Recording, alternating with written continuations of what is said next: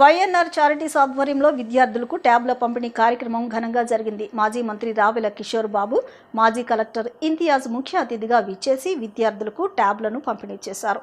పేద విద్యార్థులు ఉన్నత విద్యను అభ్యసించేందుకు, వారి చదువుల్లో మరింత ప్రోత్సహించేందుకు వైఎన్ఆర్ చారిటీస్ తరపున ఎలమంచిలి జయప్రకాష్ చేస్తున్న సేవా కార్యక్రమాలు ప్రశంసనీయమని ఈ సందర్భంగా వారు కొనియాడారు.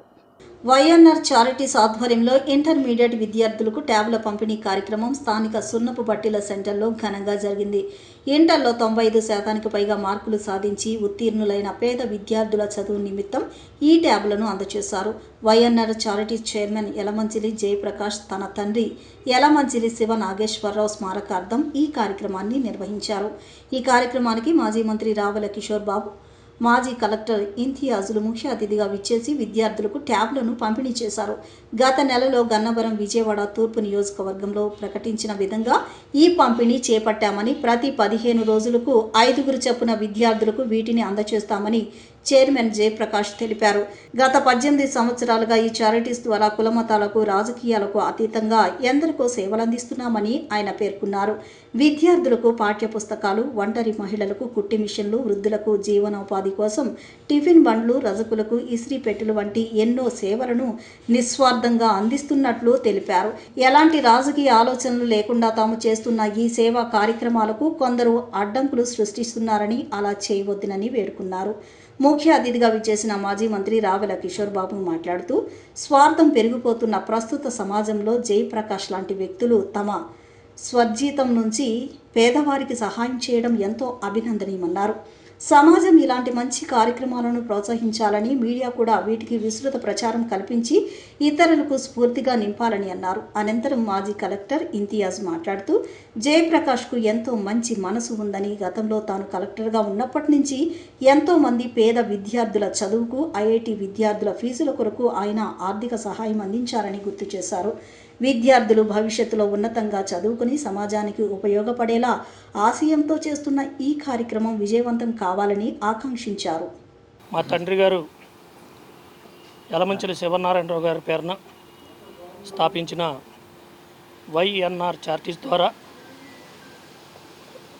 పేద విద్యార్థులకు, అదేవిధంగా విద్యారంగంలో ఉత్తీర్ణులు అంటే 90% మార్కులు సాధించిన విద్యార్థులకు ట్యాబులు, వారి చదువు నిమిత్తం ట్యాబులు డొనేషన్ చేయడం జరిగింది. మరి ఒక నెల క్రితం గన్నవరం నియోజకవర్గంలో, అదేవిధంగా విజయవాడ తూర్పు నియోజకవర్గంలో న్యూస్ ఇవ్వడం జరిగింది. విద్యార్థులకు 90% దాటిన వాళ్ళకి ట్యాబులు ఇవ్వబడినని. ఆ కోవలో దరిదాపులో 95 మంది రాగా ఇవాళ 5 ట్యాబులు ప్రదానోత్సవం జరిగింది. ఇవాళ నుంచి ప్రతి 15 రోజులకి 5 చొప్పున ఇచ్చుకుంటూ వెళ్తాము. అదేవిధంగా ఈ చారిటీస్ స్థాపించి దరిదాపుల 18 సంవత్సరాల కాలం నుండి కూడా విద్యార్థులకు చదువుల నిమిత్తం కానివ్వండి, పాఠ్యపుస్తకాలు కానివ్వండి, లేదా మహిళలకు, ఒంటరి మహిళలకు కుట్టు మిషన్లు, వారి జీవనోపాధికి కుట్టు మిషన్లు కానివ్వండి, అదేవిధంగా మేకప్ మిషన్లు కానివ్వండి, ఇంకా అనేక రంగాల్లో యువతకి ఖాళీగా ఉన్నారు, చదువుకి ఇబ్బంది పడే వారికి ఫీజులు కట్టే విధంగా కానివ్వండి, వృద్ధులకి వారి జీవనోపాధి నిమిత్తం టిఫిన్ బళ్ళు అవనండి, ఇస్త్రీ బళ్ళు అవనండి, రజకులకి ఇస్త్రీ పెట్టెలు కానివ్వండి, ఇలా ప్రతి ఒక్కరికి కూడా రాజకీయాలకు అతీతంగా, కులమతాలకు అతీతంగా, ఎటువంటి స్వార్థం లేకుండా నిస్వార్థంగా 18 సంవత్సరాల నుంచి ఎందరికో తోడ్పాటుగా ఉంటూ ఎందరికో జీవనోపాధిని కల్పిస్తూ, మరి మా తండ్రి గారి యొక్క ఆశీస్సులు, అదేవిధంగా ప్రభు యొక్క ఆశీస్సులు నాకు, నా చారిటీస్కి ఎల్లప్పుడూ ఉండాలని, మరి ఏనాడు కూడా చారిటీస్ తరపున ఎవ్వరినీ కూడా ఈ 10 రూపాయలు ఇవ్వండి, నేను ఇలా చేస్తున్నాను కాబట్టి నాకు చందా ఇవ్వండి అన్న సందర్భం లేదు, రాబోదు. ముఖ్యంగా యలమంచిలి జయప్రకాష్ గారి గురించి చెప్పాలంటే, ఆయనకు ఒకటే మనకు సెంటెన్స్లో మంచి మనసున్న మహారాజు ఈయన యలమంచిలి జయప్రకాష్. ఈయన ఎన్నో కార్యక్రమాలు అంటే విద్యార్థులకు కాదు, ఇటు విద్యార్థులకు ఒక్కటే కాదు, ఎంతోమంది పేదవారికి ఎన్నో రకాలుగా, వివిధ రకాలుగా సాయం చేస్తూ ఉన్నారు, నిరంతరం చేస్తూ ఉన్నారు. నాకు ఎంత పరిచయము 6-7 సంవత్సరాల క్రితం నేను కలెక్టర్గా ఇక్కడికి వచ్చినప్పుడు 2019లో ఆయన ఒకరోజు రావడము, సార్ ఈరోజు మీతో అపాయింట్మెంట్ కావాలి, మా అమ్మాయి పుట్టినరోజు, నేను పేదవాళ్ళకి సాయం చేద్దాం అనుకుంటానని చెప్పేసి ఆ రోజు నా చేతుల మీదుగా కొంతమందికి మరి సాయం అందజేశారు. అప్పటి నుంచి నేను ఇప్పటి వరకు కూడా నేను కలెక్టర్గా ఉన్నప్పుడు కూడా ఎవరైనా పేద విద్యార్థులు కనిపిస్తే వారికి మరి ఆర్థిక సాయం చేయాలంటే నాకు గుర్తొచ్చిన పేరు యలమంచి జయప్రకాష్. ఈయన ఫోన్ చేసి ఏమండి ఇలా ఒక విద్యార్థి ఉన్నాడు ఫలానా ఏకొండ్రు మండలము, మరి మంచి ర్యాంక్ వచ్చింది, ఐఐటి చదవచ్చు కానీ డబ్బులు ఇది ఉన్నాయంటే అప్పుడు సాయం చేశాడు. ఇప్పటికి కూడా నాకు ఎవరైనా మనకు సొసైటీలో వచ్చేసి ఏదైనా ఇబ్బంది ఉందనగానే నేను ఫస్ట్ ఫోన్ చేసేది జయప్రకాష్ గారికి. ఏమండి ఇతను ఒక పేదవాడు, ఇతనికి కొంత ఆర్థిక అవసరం ఉంది అనగానే ఆయన ముందుగా ఏం చేయాలి అతనికి ఆయనే ఆలోచించి వారికి ఆ విధంగా సాయం చేస్తూ ముందుకెళ్తున్నారు. మరి భగవంతుడు ఆయనకి మంచి ఆయుష్ ఆరోగ్యం ఇస్తూ ఇలాగే కంటిన్యూస్గా ఆయన చేతుల మీదుగా మంచి పనులు ఎన్నో మరి జరగాలని చెప్పి నేను కోరుకుంటూ నాకు ఈ అవకాశం ఇచ్చినందుకు ఆయనకు ధన్యవాదాలు. I have secured 990 marks out of 1000 in my intermediate examinations, and I also secured 590 marks out of 600 in my SSC examinations. I am truly grateful to both my parents. They have been working so hard to support my education, and especially my mother and my teacher Janki ma'am too. I would like to thank YNR Charities and Jay Prakash sir. He is such a great person with a good heart. He ensured that whenever we need, he will support us. So thank you for inspiring us, sir. మాజీ CM Jaganmohan Reddy rule of law గురించి మాట్లాడడం హాస్యాస్పదంగా ఉందని Janasena party రాష్ట్ర కార్యదర్శి MSME corporation chairman Shivshankar అన్నారు. జగన్ హయాంలో హత్యలు, వేధింపులు, నియంతృత్వ ధోరణి తప్ప ప్రశాంతంగా పాలన సాగించిన దాఖలాలు లేవన్నారు. కూటమి పాలన పారిశ్రామిక అభివృద్ధి హామీల అమలుతోనే కొనసాగుతుందన్నారు. కూటమి పాలనలో రూల్ ఆఫ్ లా లేదని జగన్ మాట్లాడడం పట్ల ఆయన అభ్యంతరం వ్యక్తం చేశారు. కృష్ణలంకలో జరిగిన సాయికృష్ణ కేసును బూచిగా చూపి కులమతాల రాజకీయాలను రెచ్చగొట్టి జగన్ రాజకీయ లబ్ధి పొందే ప్రయత్నం చేస్తున్నారని మండిపడ్డారు. సోషల్ మీడియాను అడ్డు పెట్టుకుని విష ప్రచారం చేస్తూ సభ్య సమాజం తలదించుకునేలా వ్యవహరిస్తున్నారని ఆయన ఆగ్రహం వ్యక్తం చేశారు. దేనికైనా పరిమితి ఉంటుందని, లక్ష్మణ రేఖ దాటితే చర్యలు తప్పవని శివశంకర్ హెచ్చరించారు. వైసీపీ నాయకుడు అధ్యక్షుడైనటువంటి వైఎస్ జగన్మోహన్ రెడ్డి గారు అనేక అంశాలు లేవనెత్తారు. వాటన్నిటినీ తీవ్రంగా ఖండిస్తూ అవన్నీ వాస్తవ దూరాలు, ప్రజలు తప్పుడు మార్గం పట్టించేటట్టు ఉన్నాయని చెప్పేసి చెప్పడం జరుగుతుంది. జనసేన పార్టీ జనరల్ సెక్రటరీగా అండ్ ఎంఎస్ఎంఈ డెవలప్మెంట్ కార్పొరేషన్ చైర్మన్గా వారి వ్యాఖ్యల్ని తీవ్రంగా ఖండిస్తున్నాను. ముఖ్యంగా ఏంటంటే ఆయన రూల్ ఆఫ్ లా లేదు, రూల్ ఆఫ్ ఫియర్ ఉందని చెప్పి ఒక అంశం లేవనెత్తాడు. అసలు మీ 5 సంవత్సరాల్లో రూల్ ఆఫ్ లా ఎక్కడుంది? ఎక్కడ లేదు. నియంతృత్వంతో నడిపించావు 5 సంవత్సరాలు మీరు. అనేక ఫాల్స్ కేసులు, వేధింపులు, పోలీస్ స్టేషన్స్ మీ అడ్డగా మార్చేశారు జగన్మోహన్ రెడ్డి గారు. రూల్ ఆఫ్ లా లేకపోయింది మీ హయాంలో, ఇప్పుడు కాదు. ఇప్పుడు చక్కగా 2 సంవత్సరాలు మేము అభివృద్ధి, సంక్షేమము, పెట్టుబడులను తీసుకురావడము, పారిశ్రామిక ప్రగతి వీటి మీద ఫోకస్ చేస్తున్నాం. మీలాగా కులాల మధ్య చిచ్చులు పెట్టడము, మతాల మధ్య చిచ్చులు పెట్టి నవ్వుకోవడము ఇలాంటివన్నీ మాకు చేత కాదు. కాబట్టి మీరు ఈ రకంగా తప్పుదోవ పట్టించిన పని లేదు. అలాగే మీ హయాంలో జరిగినటువంటి అనేక హత్యలు మర్చిపోయారా? ఒకవేళ మీకు మెమరీ లాస్ ఉందేమో, రాష్ట్ర ప్రజలకి మెమరీ లాస్ లేదు. ఎందుకు అంటే డాక్టర్ సుధాకర్ ఇష్యూలో మీరు ఎంత రూల్ వైలేషన్ చేసి బిహేవ్ చేశారు. అలాగే ఒక వాలంటీర్ హత్య కేసులో మీ మంత్రి కొడుకు ఒక ఆయన వాలంటీర్ని హత్య చేసేటప్పుడు ఎంత రూల్ని ఎంత వైలేట్ చేశారు.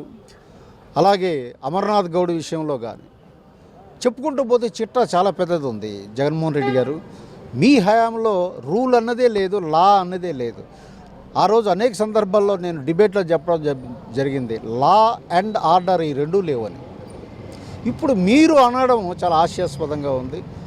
ఏదో కృష్ణలంకలో జరిగిన కేసుని బూచిని చూపించి మీరు చేస్తున్నారు.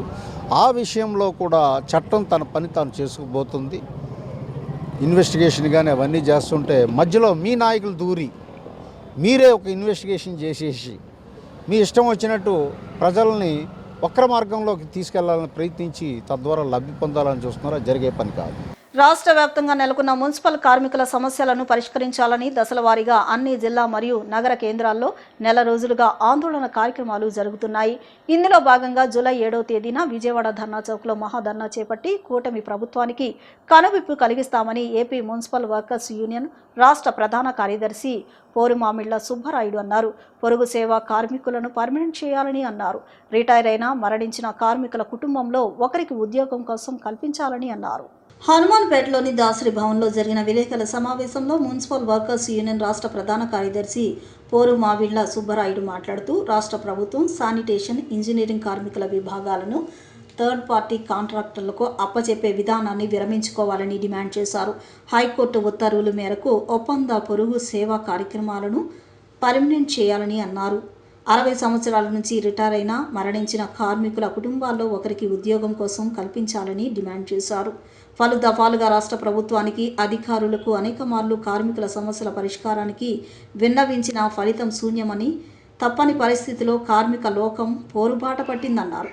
అందులో భాగంగా జూలై 7వ తేదీన విజయవాడ ధర్నా చౌక్లో చేపట్టిన మహాధర్నా జయప్రదం చేయాలని కార్మిక వర్గానికి పిలుపునిచ్చారు. ఏఐటీయూసీ నగర ప్రధాన కార్యదర్శి Muli Sambasivarao, Vijayawada municipal workers union ప్రధాన కార్యదర్శి రాజా మాట్లాడుతూ ప్రభుత్వ సంక్షేమ పథకాలన్నీ మున్సిపల్ కార్మికులకు వర్తింపచేసే విధంగా చూడాలని, పెరుగుతున్న జనాభాని దృష్టిలో పెట్టుకుని నగరంలో కార్మికుల సంఖ్యలను పెంచి కార్మికులపై పనిభారం తగ్గించాలని డిమాండ్ చేశారు. గ్రాడ్యుటీ, పీఆర్సీ విడుదల చేసి మధ్యంతర భృతి 30% విడుదల చేయాలని, పర్మనెంట్ కార్మికులకు విడుదల చేయాల్సిన బకాయిలన్నీ తక్షణమే విడుదల చేయాలని డిమాండ్ చేశారు.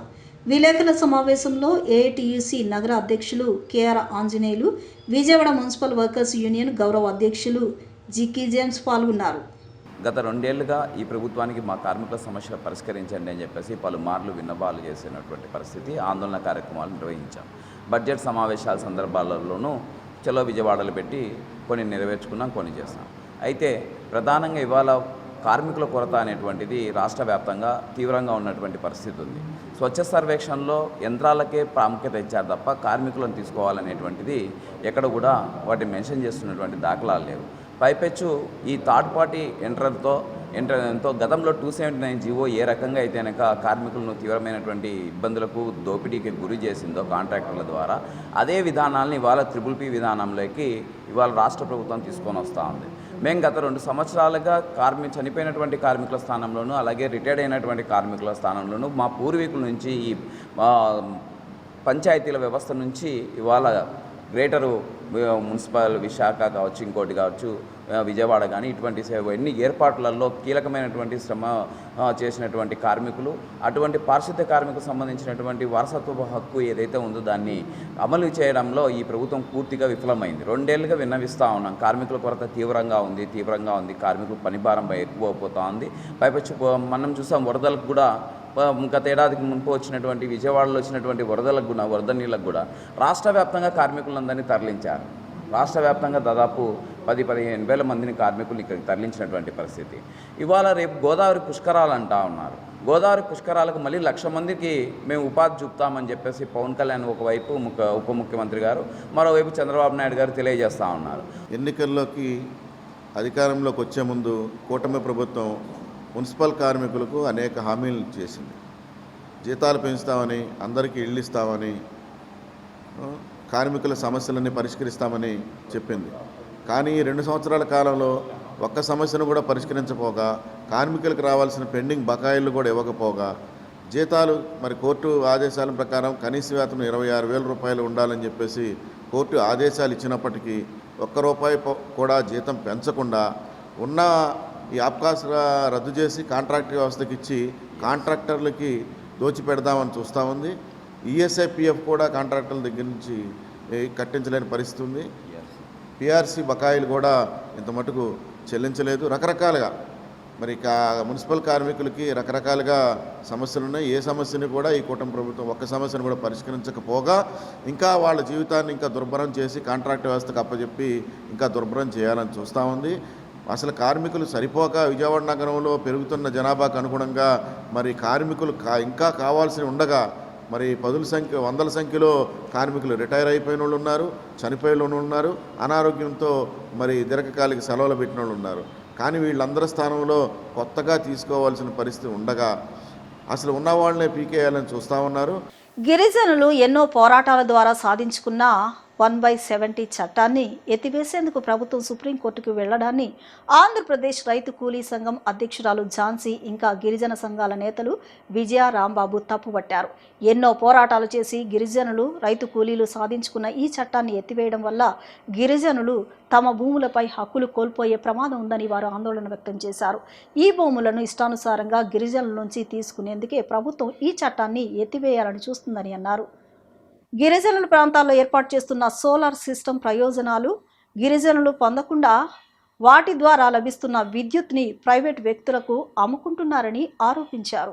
రెండు ఉన్నాయి. నిన్న ఈరోజు మేము రైతు కూలీ సంఘం రాష్ట్ర కార్యవర్గ సమావేశం వేసుకున్నాం.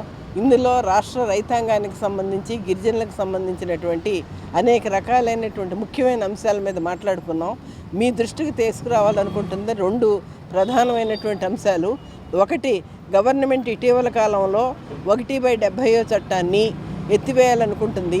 దీనికి అనుకూలంగానే 1670 మంది కలిసి మొత్తం ఆంధ్రప్రదేశ్ తెలంగాణ రాష్ట్రం నుంచి సుప్రీంకోర్టుకి గిరిజనేతరందరిలో కలిసి వెళ్ళి ఈ మొత్తం దీనికి సంబంధించినటువంటి దాంట్లో ఈ కోర్టులో ఇది వేసి ఆ చట్టాన్ని ఎత్తివేయండి, అక్కడ ఉండేటువంటి గిరిజనుల భూములు గిరిజనులకే కాదు అందరికీ కూడా కొనుక్కునే హక్కు ఉండాలి, అనుభవించే హక్కు ఉండాలి అని చెప్పి సుప్రీంకోర్టుకు వెళ్ళారు. మా కోనెల పైన మా ఇండ్ల పైన సోలార్ సిస్టమ్ పెడుతున్నారు. ఆ సిస్టమ్ ఎందుకు జరుగుతుందో ఏటో కూడా, సోలార్లు ఎందుకు పెడుతున్నారో కూడా మాకు కూడా తెలియదు. కానీ ఆ సోలార్లు పెట్టుకోకపోతే మీకు వచ్చే పథకాలు మీకు పోతాయి, పెట్టుకోవాలి అని చెప్పారు. మాకు కూడా ఏం తెలియదు అందులో ఏం జరుగుతుంది ఏంటని కూడా. చూస్తే అది సోలారు మొత్తం ఉత్పత్తి మొత్తం సోలార్లో తయారయ్యే కరెంట్ అంతా అది మాకు కాదట. అందులో యూనిట్ కూడా మేము ఉపయోగించుకోకూడదట, మొత్తం ప్రైవేట్కే పోద్దట. ఇది పైన మా ఇండ్ల పైన ఉన్న ఒకటి సోలార్కి మేము కాపలాదారులాగానే మేము ఈరోజు ఉన్నాము. ఇది చాలా అన్యాయము. మా ప్రజల్ని మేము మొత్తము ఇది వివరించి మా ప్రజల్ని ఈరోజు ఇది అన్యాయం మాకు అని అడిగేటట్టుగా మేము మొత్తం మా ప్రజల్ని చెప్తాము. ఈరోజు మాకు జరుగుతుంది కూడా ఈ సోలార్ ఎందుకు పెట్టారో ఏంటో కూడా మాకు తెలియదు. కానీ ఒప్పంద పత్రాల మీద మాత్రం సంతకాలు పెట్టించుకున్నారు. అది ఎందుకు అంటే ఇది మీకే ఈ కరెంటు, దీని మీద సంతకం పెట్టకపోతే మీకు వచ్చే ఒకటి పథకాలు పోతాయని మా ప్రజల్ని చెప్పడం వల్ల మేము సంతకాలు పెట్టడం జరిగింది. ఇది అన్యాయం అని మేము ఈరోజు మా ప్రజల్ని మొత్తము రోడ్ల మీదకి తీసుకొచ్చి మేము అందరిని అడగదలుచుకున్నాము. మేము 40 సంవత్సరాల నుంచి మేము పోరాటం చేస్తున్నాం ఏజెన్సీ ప్రాంతాల్లో. అక్కడ ఆ భూములు కోసం, హక్కుల కోసం మేము పోరాడుతున్నాం. ఆ పోరాటంలో మరి ఈరోజు కూడా మాకు హక్కులనే మాకు రాలేదు. ఆ హక్కుల కోసం మేము పోరాటం చేయబడుతున్నాం. ఎందుకంటే ఒకప్పుడు అది మొత్తం ఏజెన్సీ ప్రాంతము. అది ముఖంపేట జమీందార్ అనే ఒక భూస్వామి ఉండేవాడు. ఆ భూస్వామిని మేము ఏజెన్సీ గిరిజన సంఘంగా మేము కట్టుకొని అతన్ని మేము మరి సంఘంగా అతన్ని బయటికి గెంటడం జరిగింది. మరి హక్కుల కోసం కూడా ఈరోజు కూడా మేము ఈ రోజుకి 40 సంవత్సరాలు అయింది.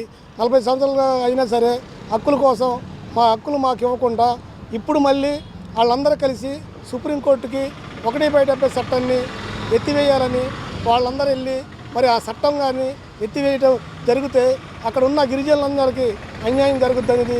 ఈరోజు మేము ఏజెన్సీ గిరిజన సంఘంగా దాన్ని ఖండించడం జరుగుతుంది. ప్రపంచవ్యాప్తంగా ఉన్న క్రైస్తవ సహోదరులకు united Christian protection India council founder and president Kola Prasad Indian Christian day శుభాకాంక్షలు తెలిపారు. జూలై 3వ తేదీన ఇండియన్ క్రిస్టియన్ డే సందర్భంగా ఇండియన్ క్రిస్టియన్ డేని ఒక పండుగ వాతావరణంలో జరుపుకోవాలని ఆయన పిలుపునిచ్చారు. క్రైస్తవం అనేది ఒక చరిత్ర అని, క్రైస్తవంలో మనం ఏది చూసినా కూడా ఒక చరిత్రగానే చెప్పుకోవచ్చునని అన్నారు. నిన్ను వలె నీ పొరుగు వారిని ప్రేమించమని క్రైస్తవ్యం బోధిస్తోందని అన్నారు. ఇండియన్ క్రిస్టియన్ డేని పురస్కరించుకుని జూలై 3వ తేదీన నిర్వహించబోయే వేడుక వివరాలను united Christian protection Indian council and president Kola Prasad మీడియాకు వివరించారు. ఈ సందర్భంగా ఆయన మాట్లాడుతూ యావత్ క్రైస్తవ ప్రపంచానికి ఇండియన్ క్రిస్టియన్ డే యొక్క ప్రాముఖ్యతను తెలియచెప్పాలనే ఉద్దేశంతో ఈ మీడియా సమావేశం ఏర్పాటు చేయడం జరిగిందన్నారు. క్రైస్తవం అనేది ఒక చరిత్ర అని, క్రైస్తవంలో మనం ఏది చూసినా కూడా ఒక చరిత్రేనని చెప్పుకొచ్చారు. 1950వ సంవత్సరంలో యేసుక్రీస్తు శిష్యుడైన తోమా భారతదేశానికి వచ్చి క్రైస్తవ్యాన్ని గురించి ఆయన తెలియజెప్పారన్నారు. బైబిల్ ఏం చెబుతుందంటే నిన్ను వలె నీ పొరుగు వారిని ప్రేమించు అన్నది. అదే యొక్క ఆచరణతో తోమా భారతదేశంలో ప్రతి క్రైస్తవుని ప్రేమించాలి, ప్రతి ఒక్కరూ ప్రేమపూర్వకంగా ఉండాలనే ఒక సదుద్దేశంతోనే దేవుని ప్రేమ కొద్దీ ఆయన ఈ యొక్క ఆ మలబార్ అనే తీరానికి చెన్నై ప్రాంతంలో రావడం జరిగిందన్నారు. జూలై 3వ తారీఖున ఇండియన్ క్రిస్టియన్ డే. ఈ ఇండియన్ క్రిస్టియన్ డేని ఒక పండుగలా జరుపుకోవాలి. ఇండియన్ క్రిస్టియన్ డే యొక్క ముఖ్య ఉద్దేశం యావత్ క్రైస్తవ ప్రపంచానికి తెలియజెప్పాలనే ఉద్దేశంతోనే ఈ మీడియా సమావేశం ఏర్పాటు చేయడం జరిగింది. క్రైస్తవం అనేది ఒక చరిత్ర. క్రైస్తవంలో మనం ఏది చూసినా కూడా ఒక చరిత్రగానే చూసుకోవచ్చు. 1950 సంవత్సరంలోనే ఈ యొక్క భారతదేశానికి యేసుక్రీస్తు శిష్యుడైన తోమా గారు ఈ యొక్క భారతదేశానికి వచ్చి క్రైస్తవ్యాన్ని గురించి ఆయన తెలియజెప్పారు. బైబిల్ ఏం చెప్తుందంటే నిన్ను వలే నీ పొరుగువారిని ప్రేమించమన్నది. అదే యొక్క ఆచరణతో తోమా గారు భారతదేశంలో ఉన్న ప్రతి క్రైస్తవుని ప్రేమించాలి, ప్రతి ఒక్కడు ప్రేమపూర్వకంగా ఉండాలి అనే ఒక సదుద్దేశంతోనే దేవుని ప్రేమ కొద్దీ ఆయన ఈ యొక్క మలబార్ అనే తీరానికి చెన్నై ప్రాంతంలో రావడం జరిగింది. ఈ నా భారతదేశపు సహోదర సహోదరులకి, ప్రపంచంలో ఉన్న ప్రతి క్రైస్తవునికి ఈ యొక్క ఇండియన్ క్రిస్టియన్ డే శుభాకాంక్షలు మేము హృదయపూర్వకంగా తెలియజేస్తున్నాము. మరి విశేషంగా క్రైస్తవానికి ఒక చరిత్ర ఉంది. ఈ క్రైస్తవము భారతదేశంలో ప్రారంభమైనప్పుడు క్రైస్తవం ఎంత విస్తరించిందంటే ప్రతి మానవునికి ఒక నైతిక విలువలు నేర్పింది. మనిషి విలువలు నేర్పింది. మనిషిని మనిషిగా చూడాలని ఒక సాంప్రదాయాన్ని నేర్పింది. బట్టలు వేసుకోలేని స్థితి నుంచి బట్టలు వేసుకునే స్థితికి క్రైస్తవం తీసుకొని వచ్చింది. ఈరోజు సూటు బూటు వేసుకొని తిరుగుతున్నామంటే దానికి కారణం ఒక క్రైస్తవుడే. ఆ కాలంలో చూసినప్పుడు ఒంటి మీద బట్టలు లేని వ్యక్తులు చాలామంది ఉన్నారు. బట్టలు వేసుకోవాలని చెప్పి క్రైస్తవమే చూపించిన దారి. అలాగే విద్యని ప్రోత్సహించింది, విద్యని పరిచయం చేసింది క్రైస్తవ్యం. అలాగే వైద్యాన్ని పరిచయం చేసింది క్రైస్తవమే. అలాగే ఇలా చూసుకుంటూ పోతే చాలా విషయాలు క్రైస్తవం ముందు ఉండి భారతదేశం సంపదను పెంపొందించట్లయితేనేమి, భారతదేశ సాంప్రదాయాన్ని పెంపొందించట్లయితేనేమి, భారతదేశాన్ని ఒక అభివృద్ధి పదంలో నడపడానికి క్రైస్తవము చాలా ప్రయత్నాలు చేసింది ఆ సమయంలో. యునైటెడ్ క్రిస్టియన్ ప్రొటెక్షన్ ఇండియా కౌన్సిల్కు నేను వైస్ ప్రెసిడెంట్గా వ్యవహరిస్తూ ఉన్నాను. అలాగే స్థానికంగా విజయవాడలో స్పందన అనే పత్రిక ఉన్నది. దాని పబ్లిషర్ ఎడిటర్గా కూడా నేను ఉన్నాను. ఈ రోజున ప్రెస్ ద్వారా సకల ప్రజలకు ఇండియన్ క్రిస్టియన్ డే, భారతీయ క్రైస్తవ దినోత్సవం సందర్భంగా మీ అందరికీ శుభాకాంక్షలు, దైవాశీస్సులు తెలియచేస్తూ ఉన్నాం. క్రైస్తవ్యం మన దేశానికి చేసిన మేలు నేను వివరించాల్సిన అవసరం లేదు. మీలో ప్రతి ఒక్కరికి తెలుసు. ప్రేక్షకులైన ప్రతి ఒక్కరు ఒక క్రిస్టియన్ స్కూల్లో చదువుకోవడం కానీ, లేదా ఒక క్రిస్టియన్ హాస్పిటల్లో మేలు పొందడం కానీ, ఏదో ఒక విధంగా క్రైస్తవ్యం ద్వారా మనమందరము మేలు పొందిన వారమే. క్రైస్తవ్యం ఈ రోజున ప్రపంచంలో కానీ మన దేశంలో కానీ ఎంతో అభివృద్ధి చెందుతూ ఉన్నది, వర్ధిల్లుతూ ఉన్నది. ఉపాధి హామీ పథకం అమల్లో టీడీపీ కూటమి ప్రభుత్వం పూర్తిగా విఫలమైందని వైసీపీ పంచాయతీరాజ్ విభాగం రాష్ట్ర అధ్యక్షులు వెన్నపూస రవీంద్రారెడ్డి ఆరోపించారు. కేంద్ర ప్రభుత్వం నిధుల వాటాను తగ్గించడం, రాష్ట్ర ప్రభుత్వం ఉపాధి హామీ నిధులను దారి మళ్లించడం వల్ల గ్రామీణ వ్యవస్థ దెబ్బతినిందని విమర్శించారు. 125 రోజులు పని హామీ అమలుపై ప్రభుత్వం స్పష్టత ఇవ్వాలని డిమాండ్ చేసిన ఆయన, దారి మళ్లించిన పంచాయతీ నిధులను తిరిగి జమ చేయించే వరకు తమ పోరాటం కొనసాగిస్తామని స్పష్టం చేశారు. ఎంజీఎన్ఆర్ఈజీఎస్ పథకం రద్దై విబిజీ రామ్జీ పథకం ఈరోజు ప్రారంభమవుతుందంటే దానికి కారణం తెలుగుదేశం పార్టీ కూటమి ప్రభుత్వం కాదా అని చెప్పి సందర్భంగా మేము అడుగుతూ ఉన్నాం. గతంలో ఎన్ఆర్ఈజీఎస్ పథకం కింద రాష్ట్రాలు కేవలం 10%, కేంద్రం 90% నిధులు కేటాయించేటివి. ఇట్లాంటి గొప్ప పథకం ఈరోజు రద్దయిందంటే దానికి కారణం తెలుగుదేశం పార్టీ కూటమి ప్రభుత్వమే అని చెప్పేసి వైఎస్ఆర్ కాంగ్రెస్ పార్టీ గట్టిగా తెలియజేస్తూ ఉంది, ప్రజలకు కూడా తెలియపరుస్తూ ఉన్నాం. ఎందుకంటే ఈ యొక్క కూటమి ప్రభుత్వం అధికారంలోకి వచ్చిన తర్వాత ఉపాధి హామీ నిధులన్నింటినీ కూడా పందికొక్కుల మాదిరిగా ఎక్కడికక్కడక్కడ అభివృద్ధికి నిరోధకులుగా ఈరోజు గ్రామీణ నిరుపేదలకు అందాల్సినటువంటి వాళ్ళ పొట్ట కొట్టి ఆ నిధులన్నింటినీ కూడా తెలుగుదేశం పార్టీ నాయకులు అడ్డదిడ్డంగా దోచేయడం కారణంగా వైఎస్ఆర్ కాంగ్రెస్ పార్టీ అదేవిధంగా పంచాయతీరాజ్ విభాగం పెద్ద ఎత్తున ఆందోళన కూడా నిర్వహించినటువంటి సందర్భాన్ని కూడా ఈ సందర్భంగా గుర్తు చేస్తూ ఉన్నా. అందులో భాగంగా మా ఎంపీలు కూడా కేంద్ర ప్రభుత్వానికి లెటర్లు రాసినటువంటి సందర్భం కూడా నేను చూపిస్తూ ఉన్నా. అయితే ఈ రకమైనటువంటి దోపిడీని కేంద్రం వాళ్ళ యొక్క సోషల్ ఆడిట్ ద్వారా వాళ్ళకు ఉన్నటువంటి ఇంటెలిజెన్స్ ద్వారా తెప్పించుకొని కంగు తిన్నటువంటి కేంద్ర ప్రభుత్వం చట్టాన్నే ఈరోజు మార్పు చేసేటువంటి పద్ధతిలో ఆ యొక్క విబీజీ రామ్జీ పథకం ఏం చెప్తుందంటే 60% కేంద్రము 40% రాష్ట్రాలు భరించుకోవాలని చెప్పేసి ఈరోజు ఇక రాష్ట్రాలకు గుదిబండగా మారినటువంటి ఈ చట్టాన్ని కేవలం తెలుగుదేశం పార్టీ చేసినటువంటి దగుల్బాజీ రాజకీయాలు, కేవలం తెలుగుదేశం పార్టీ కార్యకర్తల నాయకులకి దోచిపెట్టేటువంటి ఒక గొప్ప చట్టాన్ని పందికొక్కుల మాదిరిగా దోచుకు తినేటువంటి చట్టంగా మార్చినటువంటి ప్రక్రియలో భాగంగానే ఈరోజు ఎంజీఎన్ఆర్ఈజీఎస్ రద్దు కావడము, విబీజీ రామ్జీ పథకం ప్రారంభానికి కారణం తెలుగుదేశం పార్టీ కూటమే అని చెప్పేసి ఈ సందర్భంగా మేము తెలియజేస్తూ ఉన్నాం. యూట్యూబర్ రావణ్ అరెస్టు ప్రజాస్వామ్య స్ఫూర్తికి విరుద్ధమని లిబరేషన్ కాంగ్రెస్ పార్టీ జాతీయ అధ్యక్షులు మాజీ ఐఏఎస్ అధికారి విజయ్ కుమార్ తీవ్రంగా విమర్శించారు. ప్రజల్లో చైతన్యం కల్పిస్తున్న ఒక యూట్యూబర్ను అర్ధరాత్రి మరో రాష్ట్రానికి వెళ్లి అరెస్ట్ చేయడం ఆందోళనకరమన్నారు. ఒకే కేసులో ఇప్పటికే అరెస్ట్ చేసిన వ్యక్తిని మరో పోలీస్ స్టేషన్లో మళ్లీ అరెస్ట్ చేయడం రాజ్యాంగ విరుద్ధమని పేర్కొన్నారు.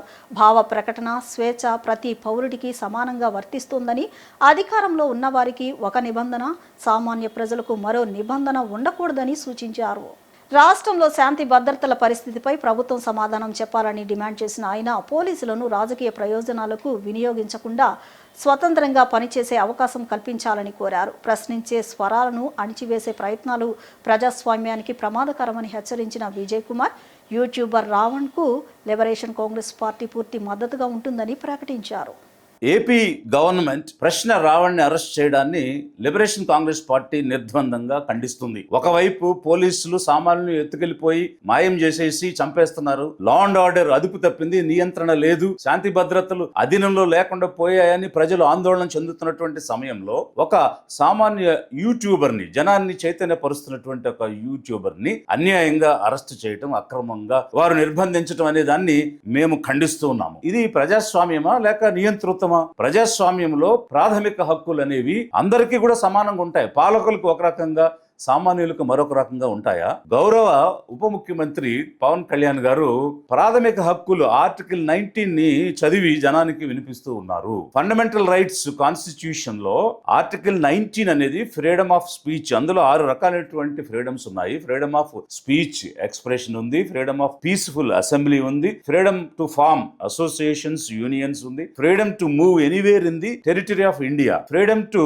Reside and settle anywhere in the territory of India, freedom to practice any profession or any occupation, trade or business అనేటువంటి అంశాలన్నీ కూడా దీనిలో ఉన్నాయి. అదేవిధంగా article 20 protection against conviction. No person shall be convicted of any of the offence except for violation of the law in force. No person shall be prosecuted or punished for same offence multiple times. అదేవిధంగా no person charged of any offence shall be forced to become a witness against himself. అది article 20 చెప్తుంది. Article 21 no person shall be deprived of life and personal liberty అని చెప్తున్నాయి. ఇవి ప్రాథమికమైనటువంటి హక్కులు, ప్రతి పౌరుడికి రాజ్యాంగం ఇచ్చినటువంటివి. మీరు రాజకీయ ఒత్తిడి చేసి మీ చేతుల్లో పావుల్లాగా, మీ ఇంటిలో పని మనుషుల్లాగా వారిని ఫామ్ సర్వెంట్స్ లాగా వాడుతూ ఉన్నారు. అది తప్పు.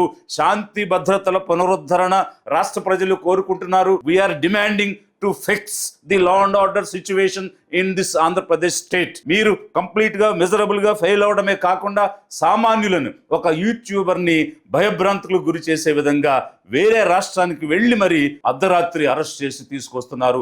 ఇది తప్పు. లిబరేషన్ కాంగ్రెస్ పార్టీ తీవ్రంగా దీన్ని ఖండిస్తూ ఉంది. రావణ్, మీరు భయపడొద్దు. Be bold, be brave, we are with you. నువ్వు ఒక్కడివి కాదు, వేల జనానివి. Abide by the constitution. రాజ్యాంగం ఇచ్చినటువంటి పరిధులకు లోబడి నీ జన చైత్యాన్ని కొనసాగించు రావణ్. We are with you. కేంద్ర ప్రభుత్వం నేటి నుంచి అమలు చేస్తున్న వీబీజీ రామ్జీ కేవలం ఉపాధి పథకం కాదని, గ్రామీణ ఆర్థిక వ్యవస్థకు ఇంజన్ లాంటిదని గుడివాడ ఎమ్మెల్యే వెనుగండ రాము అన్నారు. 2 ఏళ్లుగా పంచాయతీరాజ్ గ్రామీణాభివృద్ధిలో ఆంధ్రప్రదేశ్ వినూత్న కార్యక్రమాలు అమలు చేస్తుందన్నారు. జాతీయ గ్రామీణ ఉపాధి హామీ పథకం స్థానంలో కేంద్ర ప్రభుత్వం నూతనంగా ప్రవేశపెట్టిన వికసిత్ భారత్ గ్రామీణ రోజ్గార్ ఆజీవికా మిషన్ గ్రామీణ్ వీబీజీ రామ్జీ కార్యక్రమం గురువారం గుడివాడ నియోజకవర్గంలో ఘనంగా ప్రారంభమైంది. గుడివాడ రూరల్ మండలం సిద్ధాంతం గుడ్లవల్లేరు మండల కేంద్రంలో 125 రోజుల పనులకు ఎమ్మెల్యే వెనుగండ్ల రాము పూజలు చేశారు.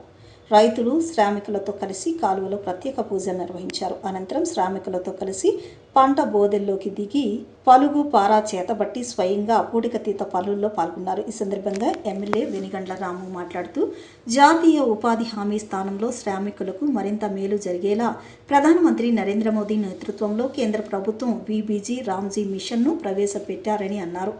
ఇది గ్రామీణ భారతాన్ని వికసిత్ భారత్గా మార్చేందుకు వేసిన మరో ముందడుగన్నారు. ఈ నూతన మిషన్ ద్వారా మన రాష్ట్రంలో ప్రతి శ్రామికుడుకు రోజుకు 307 వేతనంతో పాటు ఇన్సూరెన్స్ సౌకర్యం కూడా కల్పిస్తున్నట్లు తెలిపారు. ఇది శ్రామిక కుటుంబానికి ఆర్థిక భరోసాతో పాటు సామాజిక భద్రతను కూడా ఇస్తుందని ఎమ్మెల్యే రాము ఉద్ఘాటించారు. 2 ఏళ్లుగా పంచాయతీరాజ్ గ్రామీణాభివృద్ధిలో ఆంధ్రప్రదేశ్ వినూత్న కార్యక్రమాలు అమలు చేస్తోందన్నారు. ఉపాధి హామీ అమల్లో జాతీయ స్థానంలో మెరుగైన పనితీరు కనపరచడంతో కేంద్రం మన రాష్ట్రానికి ఇతర రాష్ట్రం కంటే అత్యధిక నిధులు కేటాయించిందని, ఇది మనందరి సమిష్టి కృషికి నిదర్శనమని హర్షం వ్యక్తం చేశారు. మాజీ సీఎం వైసీపీ అధినేత వైఎస్ జగన్మోహన్ రెడ్డిపై ఎమ్మెల్యే సోమిరెడ్డి చంద్రమోహన్ రెడ్డి తీవ్రస్థాయిలో విరుచుకుపడ్డారు. జగన్ తీరు అందరికీ తెలుసన్నారు. అమరావతి మావిగన్కు పోటీ అని వైసీపీ అధినేత అంటున్నారని మండిపడ్డారు. ఏపీ భవిష్యత్తు నాశనం కావాలని జగన్ మావిగన్ అంటున్నారని ఆగ్రహం వ్యక్తం చేశారు. జగన్కు మానవత్వం లేదని అన్నారు. ఇది విజనరీ మెంటల్ కేసుకు మధ్య పోటీ అంటూ దుయ్యబట్టారు. మొదట అమరావతి తర్వాత 3 రాజధానులు, ఇప్పుడు మావిగన్ అంటూ జగన్ ప్రజలను మోసం చేస్తున్నారని మండిపడ్డారు. గత ఎన్నికల్లో 3 రాజధానులు అంటూ వెళ్తే 11 సీట్లు వచ్చాయని తెలిపారు. రేపు మావిగన్ పేరుతో వెళ్తే 1-2 సీట్లు వస్తాయని అన్నారు. జగన్కు ఏం కావాలో తెలియట్లేదని, జేబులో గన్ చేతిలో గొడ్డలు కావాలేమో అంటూ వ్యాఖ్యానించారు. ఇప్పుడు నిన్న కొత్త స్లోగన్ స్టార్ట్ చేశాడు. రేపు ఎలక్షన్ అమరావతికి మావిగన్కి పోటీ అంట. అమరావతి రాజధానికి ఆయన చెప్పిన మావిగన్కి పోటీ అంట. ఇది విజనరీకి మెంటల్ కేసుకి మధ్య పోటీ. చంద్రబాబు నాయుడు లాంటి దూరదృష్టి, భవిష్యత్తు గురించి ఆలోచించే చంద్రబాబు నాయుడికి ఒక మెంటల్ కేసుకి, ప్యాలెస్లో కూర్చొని పబ్జీ ఆడుకునేవాడికి, రాష్ట్రంలో కష్టపడి పనిచేసే నాయకుడికి మధ్య పోటీ. అభివృద్ధికి అరాచకానికి మధ్య, సంక్షేమానికి విధ్వంసానికి మధ్య పోటీ. జగన్మోహన్ రెడ్డికి ఏమైందో నాకు అర్థం కావటంలే. జగన్మోహన్ రెడ్డి వెరీ క్లియర్, ఆ రోజు అమరావతి రాజధానికి నాకు అభ్యంతరం లేదు అని చెప్పారు. మీకు తర్వాత దాంట్లో చూపిస్తాం స్క్రీన్ మీద. ఆ తర్వాత 3 రాజధానులు అన్నాడు. విశాఖపట్నం అక్కడ సెక్రటేరియట్ అన్నాడు. మళ్ళీ విశాఖపట్నంకి చేయి చూపించాడు. మళ్ళీ ఇప్పుడు మావిగన్ అంటున్నాడు. అసలు ఆయన ఏం చెప్తున్నాడో అర్థం కాని పరిస్థితి. ఈరోజు దేశంలో హైవే మీద రాజధాని ఉండే రాష్ట్రం లేదు. హైవే మీద ఈయన హైవే మీద రాజధాని కడతానంటున్నాడు. అంటే ఇప్పుడు ఆల్మోస్ట్ 50,000 ఎకరాలు, వేల కోట్ల రాష్ట్ర కేంద్ర ప్రభుత్వాల పెట్టుబడులు, ప్రైవేట్ సంస్థల పెట్టుబడులు, 12 జాతీయ బ్యాంకుల 15 జాతీయ బ్యాంకులు అమరావతిలో, including reserve bank of India 15. వీటన్నిటినీ నేను బుల్డోజర్ పెట్టి తోసేస్తాను, నాకు కన్నా ఛాన్స్ ఇస్తే అని చెప్పి అడుగుతున్నాడు. భారతదేశంలో ఒక రాష్ట్రంలో రాజధాని గురించి లోకసభలో ఈ దేశంలో ఎన్నుకున్న ప్రజాప్రతినిధులందరూ ఆ లోకసభలో, చట్టసభలో BJP, Congress, TDP, Janasena, TMC, AAP, BRS, Samajwadi Party, BJD, RJD, JDU, Shivsena, more than 20 parties. ప్రజలకు మరింత మెరుగైన వైద్య సేవలు అందించాలనే లక్ష్యంతో అత్యాధునిక సదుపాయాలతో రూపుదిద్దుకుంటున్న విజయవాడ ప్రభుత్వ పాత ఆసుపత్రిలో కేశినేని చిన్ని ఆకస్మికంగా తనిఖీలు చేశారు. క్రిటికల్ కేర్ నూతన భవనాలను ఆయన సందర్శించారు. నిర్మాణ పనుల పురోగతిని క్షుణ్ణంగా పరిశీలించి అధికారులు, ఇంజనీర్ల నుంచి వివరాలు అడిగి తెలుసుకున్నారు. ఈ సందర్భంగా ఎంపీ చిన్ని మాట్లాడుతూ ఈ నెల 9వ తేదీన కేంద్ర మంత్రి జేపీ నడ్డాతో కలిసి నూతన భవనాలను ప్రజలకు అంకితం చేయనున్నట్లు ఎంపీ చిన్ని ప్రకటించారు. అత్యాధునిక వైద్య సదుపాయాలతో సిద్ధమవుతున్న ఈ భవనాలు విజయవాడతో పాటు పరిసర జిల్లాల ప్రజలకు మరింత నాణ్యమైన వైద్య సేవలు అందించడంలో కీలకంగా నిలుస్తాయని తెలిపారు. పరిశీలన సందర్భంగా ఆసుపత్రిలో విధులు నిర్వహిస్తున్న వైద్యులు, సిబ్బందితో ఎంపీ చర్చించి వైద్య సేవల నిర్వహణ, అవసరమైన మౌలిక సదుపాయాలపై ఆరా తీశారు. అనంతరం చికిత్స కోసం ఆసుపత్రికి వచ్చిన రోగులు, వారి కుటుంబ సభ్యులతో స్వయంగా మాట్లాడి సమస్యలు తెలుసుకుని ఇంకా అవసరమైన సదుపాయాలపై సూచనలు స్వీకరించారు. ఆసుపత్రి సూపరింటెండెంట్ ఆసుపత్రికి వచ్చే రోగులు మరియు ప్రజల కోసం వెయిటింగ్ హాల్స్ను అడిగితే స్వయంగా ఎంపీ నిధులతో 2 వెయిటింగ్ హాల్స్ నిర్మాణం చేసి ఇస్తానని హామీ ఇచ్చారు.